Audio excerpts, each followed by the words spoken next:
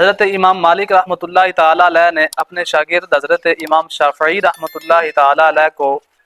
جب علوم و فنون پڑھائے، اس کے بعد جب آپ کو وہ رخصت کرنے لگے، رخصت کرتے وقت حضرت امام مالک علیہ الرحمٰن نے حضرت امام شافعی کو 5 نصیحتیں کی۔ سب سے پہلی نصیحت آپ نے کی کہ آپ دیہات کے اندر مستقل رہائش پذیر مت ہونا، علمی مواقع نہ ہونے کی وجہ سے آپ کا علم ضائع ہو جائے گا۔ اور دوسری وصیت آپ نے کی، آپ نے فرمایا تم خود مال و دولت کمانا، خود مال و دولت کمانا، لوگوں پہ بوجھ نہ بننا۔ اور تیسری وصیت آپ نے کی، آپ نے فرمایا اپنا سوشل سٹیٹس مضبوط کرنے کی کوشش کرنا تاکہ عام لوگوں میں آپ کا مقام و مرتبہ نچلے درجے کا نہ ہو۔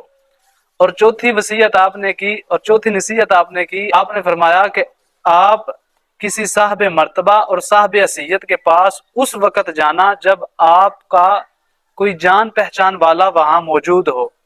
تاکہ وہ آپ کو آپ کے مقام و مرتبہ کے مطابق پروٹوکول دے۔ اور 5ویں وصیت آپ نے کی، آپ نے فرمایا کہ جب آپ کو کسی بڑے کے ساتھ بیٹھنا پڑ جائے، آپ نے فرمایا اپنے اور اس کی نشست کے درمیان تھوڑا فاصلہ رکھنا، اس کے قریب مت بیٹھنا،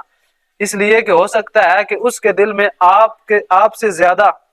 زیادہ کسی اور کے لیے عزت ہو اور وہ آپ کو وہاں سے اٹھا کر اسے اپنے پاس بٹھا لے، جس سے آپ کو اہانت محسوس ہو۔